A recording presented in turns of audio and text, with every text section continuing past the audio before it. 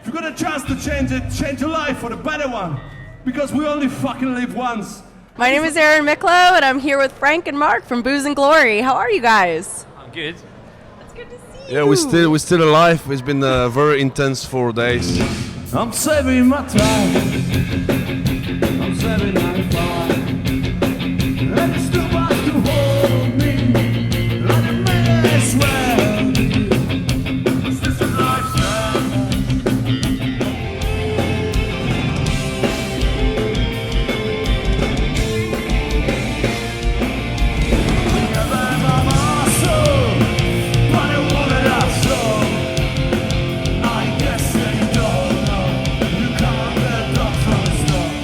And it's Sunday night of Rebellion. You guys actually played 2 shows here this weekend. You played the Casbah and then the acoustic stage. Yeah, for some unknown reason we done this acoustic set. I said that before and I say it again. I hate playing acoustic shows, but lots of people say it was good. Well, I mean, we made so many mistakes. We drank so many beers over the last 3 days. So, but I think it was good. We had fun. Yeah. I missed that one, but I caught your set on the Casbah, and it was great. A lot of energy. You guys are always bring it. I even saw Chema had posted something like, "Oh, no drinking before this," because he wanted to really be on. Yeah, because he drank too much the day before, you know. So, That's the thing. so he been told. He done too much.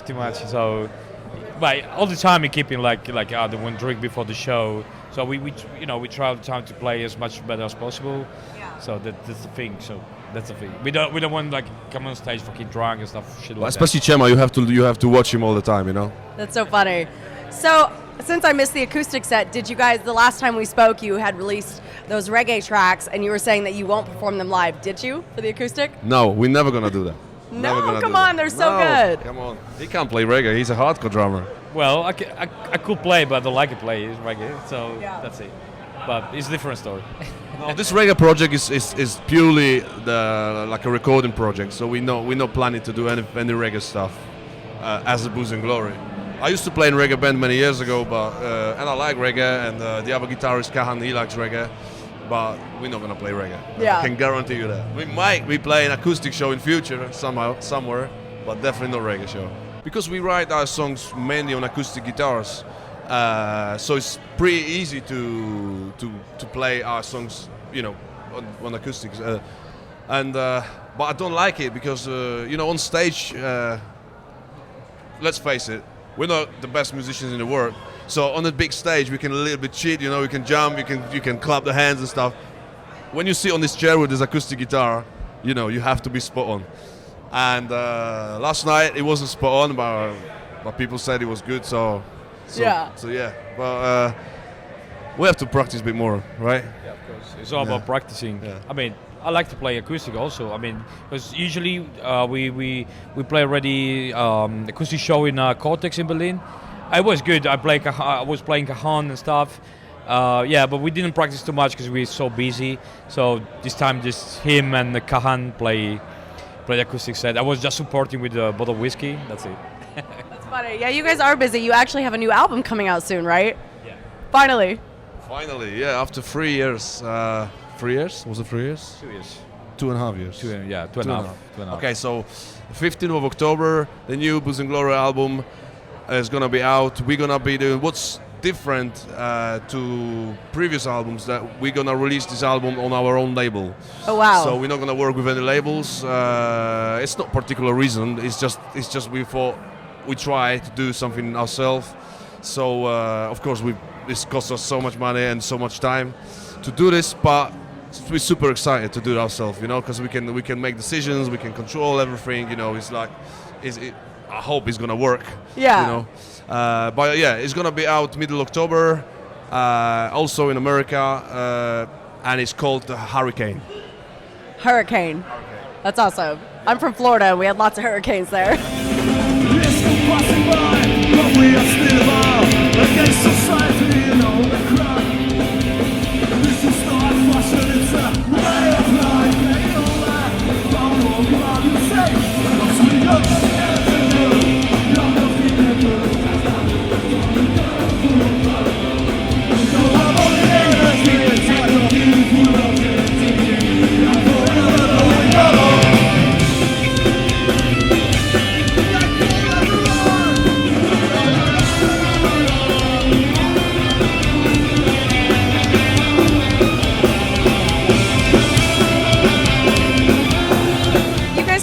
shifting to, it's funny, being a band for 10 years now, you're shifting to a more DIY band because you were just telling me that you also kind of fired all of your agents as well. Yeah, but no many successful band done it, look at Dropkick Murphys. They released that album on their own label. Look at Rancid. Look at NoFX. Broilers from Germany. I don't know if you know them. Lots of bands do it themselves because nowadays is different than it was before. Now everything is online. Everything is streaming. The CDs and records don't really sell very well anymore.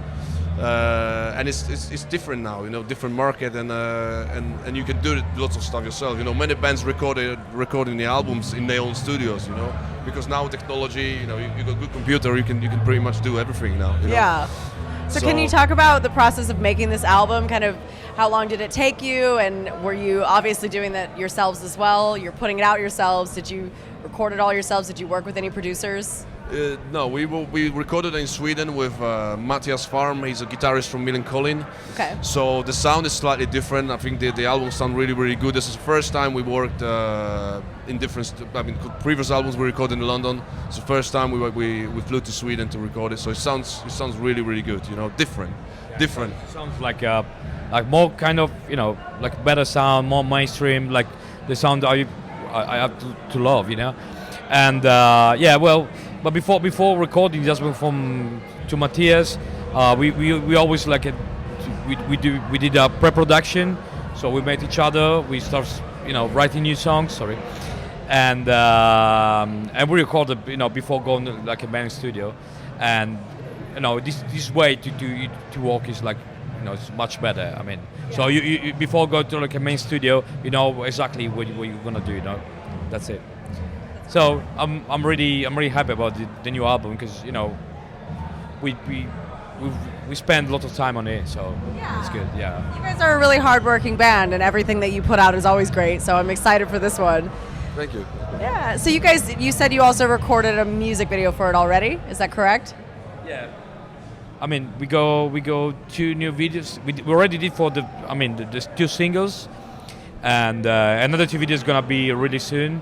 So I'm one of part of the video makers, and we got another friend of ours doing new stuff for us. So yeah, it's gonna be new stuff soon. Yeah, you actually make a lot of the videos, like when you guys are touring, right? Like you make these little recap videos, and they're so beautiful. Yeah. Me and my friends. I mean, for example, we were on tour in America with Murphys. We took this guy, so he did like a lot of videos, pictures for us. I mean, he's the media guy from the band. So yeah. So how did that come about that you guys toured with Dropkick Murphys? That was a really big one. Yeah, it was probably the biggest thing we ever done, and we're really grateful that they took us on tour with them.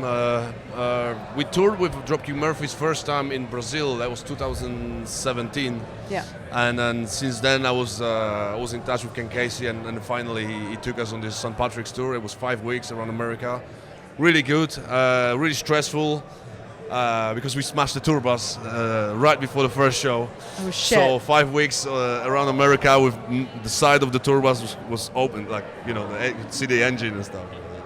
So it was really. This is probably punk, right? Probably punk rock. Really expensive tour, But it was great. We played probably one of the best American venues. We couldn't play ourselves, So it was great. Yeah. Great experience. Was it hard to win over the audiences? Because obviously when you're touring, supporting versus headlining. I mean, at the beginning, because the Dropkick Murphys crowd is lots of punks, lots of skinheads, but also the casual people, lots of families, Boston Bruins fans, it's different than here, Yeah. So at the beginning when we started all this jumping around and playing all the fast songs, they was like, what the fuck is this? But I think we bought them. At the end of the show, they come to us and then said it was great. Yeah, you always hear that from supporting bands that sometimes it's a little bit harder because you have to really work to win the audiences over because they're not there to see you. They're there to see the headliner, but you'll win a lot of new fans from that if you work hard. Yeah, I mean, we know so far. I mean, from the Dropkick Murphys fans. I mean, we close the kind of music, street punk.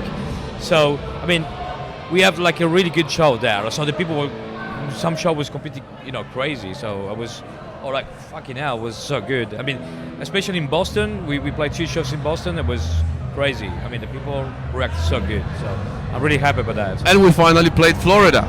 That was a place I was dreaming to go, you know. Really? Yeah. I'm from there originally. What, as a band, like, what makes you want to go there? Because I obviously I don't know, left just for a because reason. I haven't been. It was like one of those places, you know, you want to tick the box, you've been there. So, Yeah. and it was great. The beaches to are beautiful. To go there with Murphys, you know. We would live for the bands to come through because there wasn't fuck all to do otherwise. So you're waiting for the summer. It's like, where's the bands? There's nothing to do here. If you got a chance to change it, change your life for the better one. Because we only fucking live once.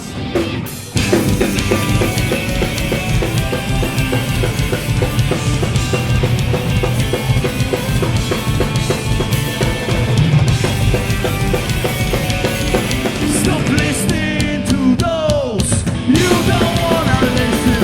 Stop fighting the fights you don't wanna fight. You soon find out what you've been missing. Change it how it has to be done. Let your light be shaped by the citizens you make, and nobody wants you to. Forgive, respect, be loyal, fair and kind. You never know what tomorrow can bring, and what can take away. Live it up, live for two. You all tour really, really aggressively, and that's nothing new this time around. You've got tours coming up, right?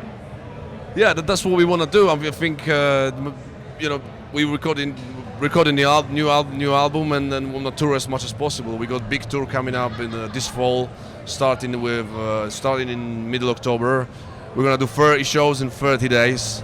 So if we survive that, we should be touring in Japan in March. That's on the cards. Hopefully South America, and in May we really hope to come back to California. It's cool. But it's still too. Yeah, we Yeah, love California was our favorite places to play, you know.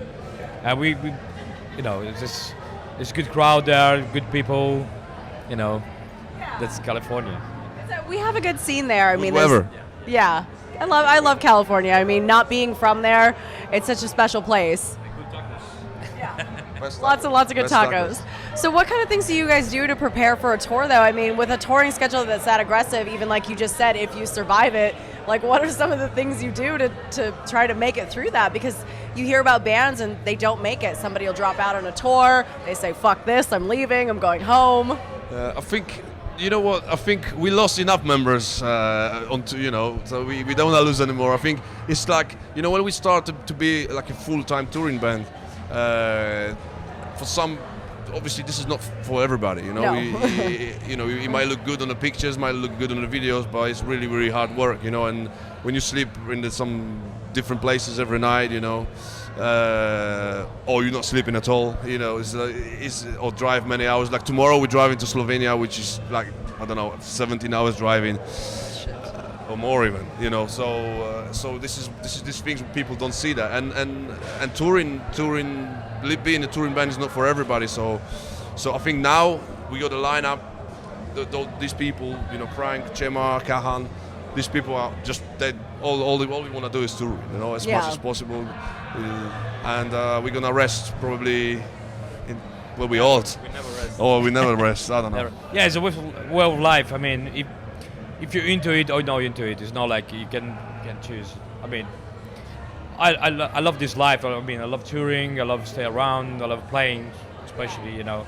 But it's not for everyone. I mean, there's a lot of people like love playing, but you know, stay away 1 month from home is like hard. You know, you miss your mom, you miss your girlfriend, you miss you miss your bathroom sometimes. You know. Yeah, you were even saying. I miss my cats. Yeah, your cats, but you're really lucky. Your wife comes on tour with you and she does merch for you guys. Yeah. So that's. I got a bit easier than some people. Yeah, I can take my wife on tour and, you know. That's nice. It's nice that she's very supportive and helps. But who watches your naked cats? My mom and my dad looking after them. I send me pictures now and again if they're still alive. That's funny. So you guys, this year is your 10-year anniversary, right? And you've got 2 giant shows to celebrate it. Can you talk about those? Yeah, we're doing 2, like you said, 2 shows, 10 birthday shows. We invited our favorite bands.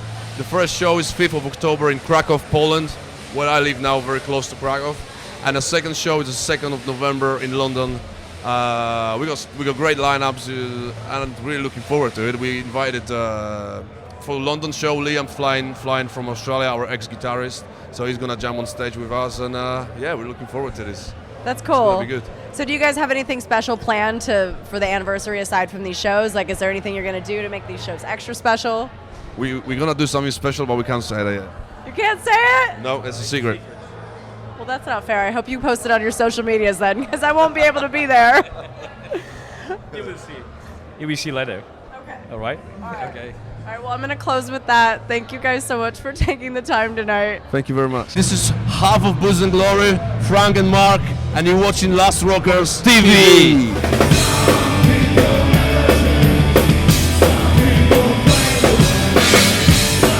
People